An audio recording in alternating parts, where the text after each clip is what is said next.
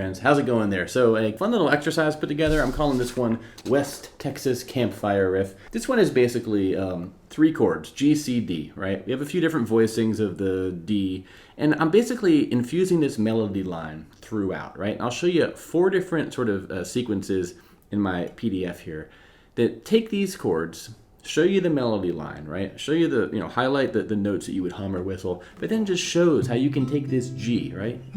And just like you're sitting around a fire in West Texas under the Marfa lights or something, you can just have a lot of fun picking out a little line like that.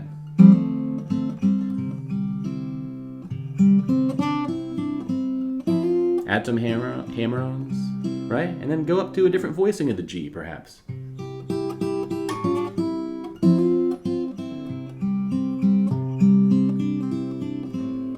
Then, to break things up, so you don't just repeat what I just showed you the whole time, maybe you want to go to a D, but use a different voicing, a D add 4. Leaving that 3rd string open for great sort of dissonant effect. Then you return, repeat.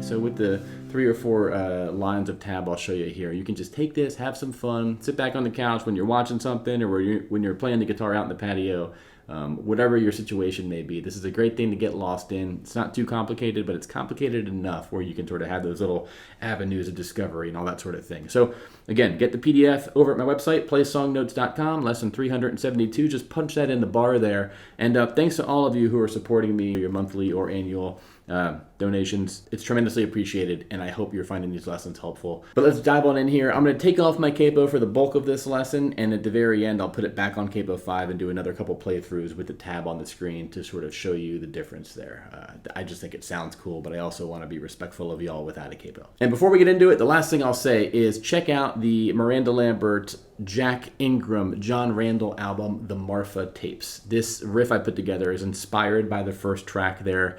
I definitely took many liberties, and I'm not really at all teaching the exact thing they're playing or the exact song, but I just love the sound of what they're doing. It's a great campfire feel, West Texas inspired, obviously, but it's super cool stuff. I enjoy that album, so check that one out, and let's get into this lesson, guys, and I'll see y'all on the other side. All right, y'all, so here we are, standard tuning and no capo. I'll jump back to capo 5 at the end of this video, but I want to start off keeping things kind of basic and simple. So, you have my one-page PDF here. The thing I want to just quickly start with is the chords. At a quick glance, take a look at these because this is going to be the sort of inventory, right? The vocabulary we're using to play all of these 4 figures, these sequences, right? Now, at a quick glance, you might notice that you see a lot of G, C, and D. Okay, these are very common chords, and that kind of tells you we're in the key of G. That's a 1, 4, 5 in the key of G. Now you see a couple weird voicings for the D, right? You see this D over F sharp, and this G up here, and this D add 4, whatever that is, and then this D7. Now, don't worry about those yet. I'll walk you through those when they come up. But here's one thing I want you to notice, and there's something all these chords have in common. See if you can notice it, right? It's the thinnest string. There's an X over that far right string. That means in all these voicings, we're only ever going to play, we're never going to play the thinnest string, okay? Right?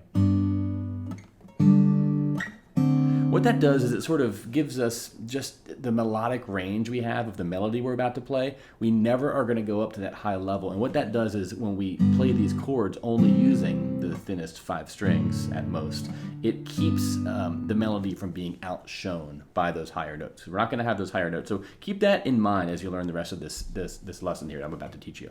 Now let's jump into figure 1A here. So this is the first one. This is a good one to get started with. Basically, at a quick glance, you can look at the bottom and see the chords. We're going to be on a G for 4 counts, right? Da, da, da, da, da, da, to a C, then to a G, right? Then you repeat that. G, 2 and 3 and 4, C, back to G, okay? So that's the lay of the land. Now, what's happening here with these highlights? These represent just the melody. This is what you would hum or whistle, right? So, da da da da da da da da da, right? Dum ba dum ba dum bum bum bum bum. What I just hummed is what we're gonna play with these notes. Now, a couple things. This first measure. First 2 measures, really. with the G, I'm calling out, you want to use your left ring finger on that low E string, okay? That's the only thing we're going to push down for the G. If you want, you can push down the fifth string, 2nd fret. To be honest, I'm honestly just muting that with my ring finger. But I'm bringing this up because you want these two fingers up here, your index and middle, to be free to do this stuff. And if you play the G like this, you can't really make those easy transitions, okay? So that's the first thing I want to call out. Otherwise, we're going to start off by plucking that low E string and then do 4 plucks at the 2nd and 3rd string. And then we're going to go to the 3rd and 4th string, but we're going to do 2nd fret on that 3rd string.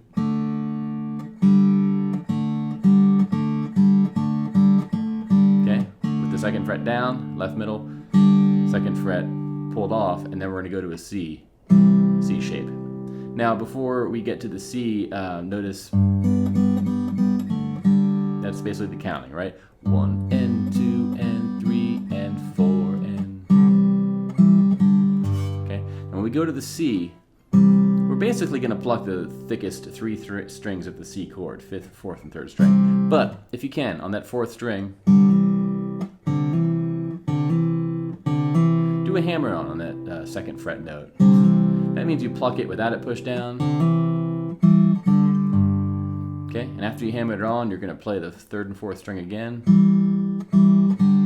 Then play them open and go back to that G bass note. And on the final 4 count of that 2nd measure, I have those 3 parenthesis notes. What those mean, you can just play those for filler if you want. So check this out, the first 2 measures.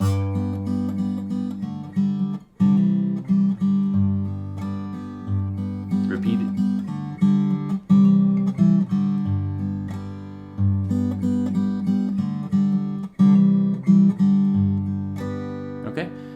Now, second part of this first line, we're basically going to be on the G again, and we're going to go, okay, that G on the 2nd, 3rd, and 4th string. And on that 3 count of that G measure, I have the 3rd string in parentheses there. That means you can play it if you want. Parenthesis notes in general mean you can play them if you want, but they're not required, okay? Then we're going to go back to the C. Now for the C, I'm hammering on that 2nd string, right? So that first whole sequence, figure 1A,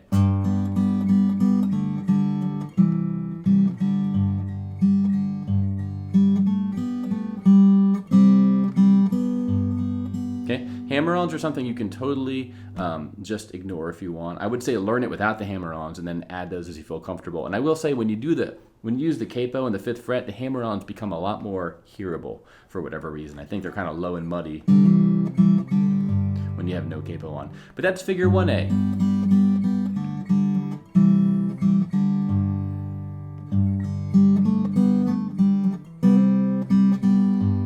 Basically taking 2 chords, G and a C, you might play together in just casual terms normally, but it's sort of picking out a melody line.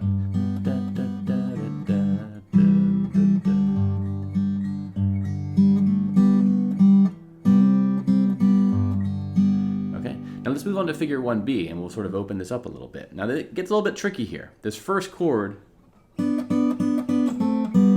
are the first notes we want to do. It's very similar with the rhythm, right?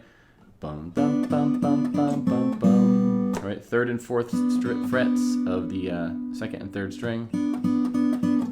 But here's the deal. We want to have the bass note also. And if you have our bass note, what fingers are we going to use, right, to play these notes? And the answer is basically it's what's in my tab. Now, this is not required, but if you can, it's a nice little extra credit to do. Basically, left index finger on that 3rd fret of the low E string, and then you want to do ring and middle on the 3rd and 2nd string respectively. Okay, what that does is it lets you pluck the bass note and then pluck these notes, and while you're plucking these, you can still hear the bass note ringing.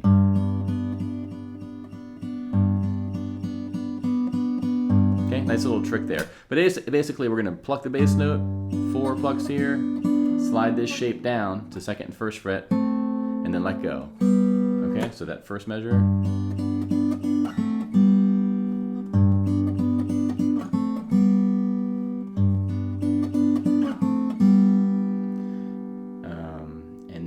to a C.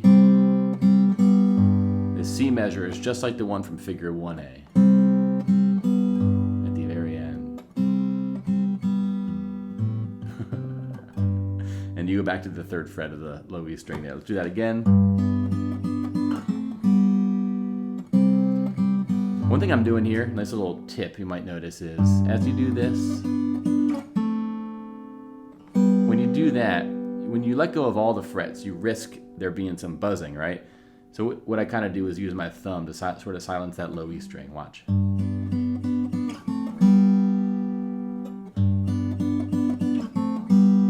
Because if you don't do that, here's what happens.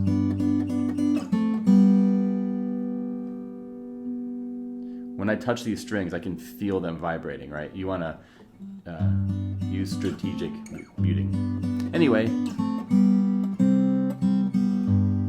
and we're going to repeat the second half of the figure 1A, but here we're going to change it at the very end, and we're going to do this D over F sharp. Okay, this is second, open, open, second. Most of the melodies happening on that 3rd and 4th string. Now, let me play the second sequence, figure 1A, figure 1B in total.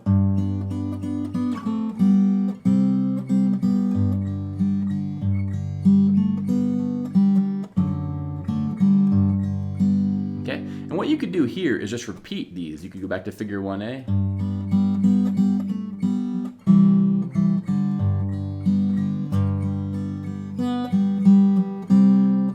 Notice how I messed up there? I just kept going. Figure 1A again.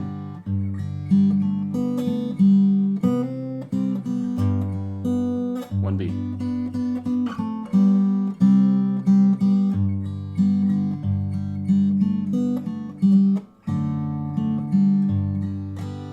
Now, you could just repeat that and have lots of fun, sort of getting into a groove with this. That's why I included figure 2 here, right? Figure 2 is going to be a little interlude to break things up. We're going to go up to a D, but we're going to do a D add 4, which is basically, it's just like a C. You just play the middle 4 strings, but you just move everything up 2 frets. So it's 5, 4, open 3. Okay, this note, the G sounds out of place because it's not in the D major chord.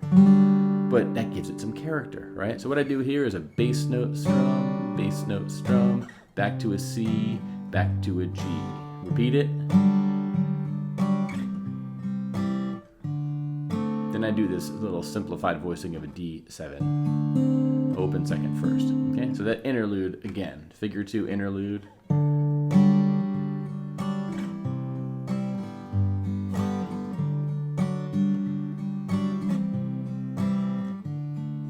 I'm sort of freely strumming, freely picking a little bit, but I use the tab as my starting point. Now, the ending is the same as figure 1B. I've already showed you this.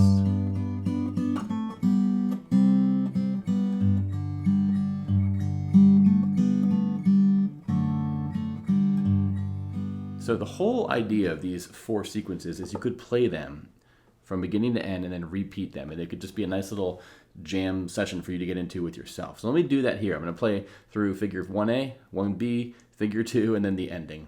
If the naming is weird, forgive me. I'm working through it, right? Figure 1, figure 2, figure 3, figure 4. I thought of that, but figure 1A and 1B are so similar, I wanted to keep them similar, right?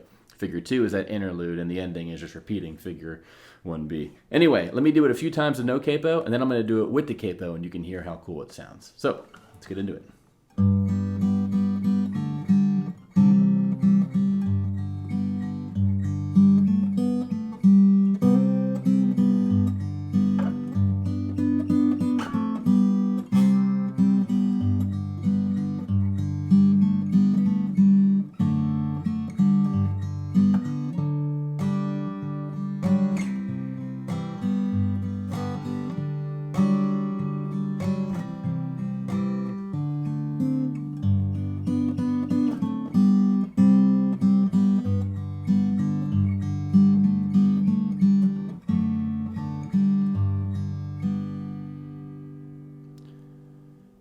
Now I'm going to do the same thing with the capo on the 5th fret, and just notice how, I don't know, I think adding a capo can be nice because it just takes things you might normally always play, they just sound a little bit different, a little bit nicer because they're so much higher in pitch, right?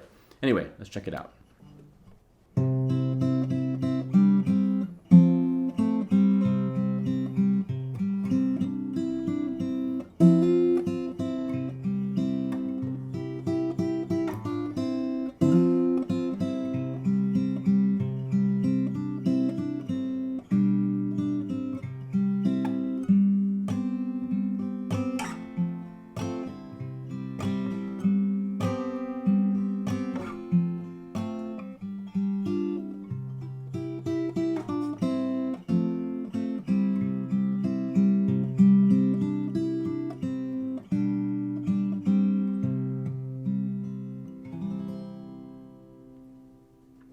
You will notice when you play with a capo that some of the things can be trickier. Like going down to this slide, I have to sort of make my fingers get out of the way of the capo, right? The capo kind of gets in the way of that. So you just have to be mindful of it, right? Let's do it one more time from the top. Nice hammer on.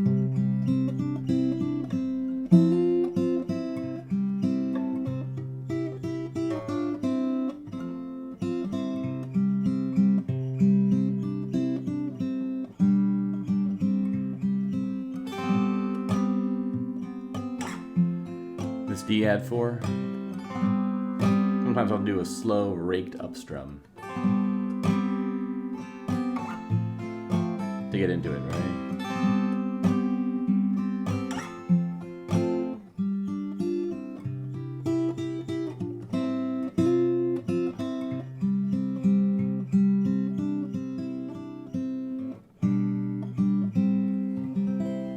Alright, so there you have it, y'all. I hope this was helpful. Again, you can get this PDF on over at my website, playsongnotes.com. This is lesson number 372. Just punch that in the search bar and this one will come up. And it's a great little, again, this is the kind of thing I love playing a lot of the time. It's very just 3-chordy and kind of chill, but it's using interesting voicings. You're bringing in some melody line. It's just a great thing to practice. You know, on top of your exercises or songs or any of that stuff. So, hope you enjoy this. And again, check out the song In His Arms by Jack Ingram, Jon Randall, and Miranda Lambert on the Marfa Tapes, track 1. They're playing something that sounds very similar to this. I sort of interpretized it as my own, changed a few things and all that stuff. I think they have multiple guitars, and it sounds kind of literally campfire-ish. But great stuff, great sounding album. Big fan of it. Thanks all for watching, and I'll see you guys in the next one. Take care, and bye-bye.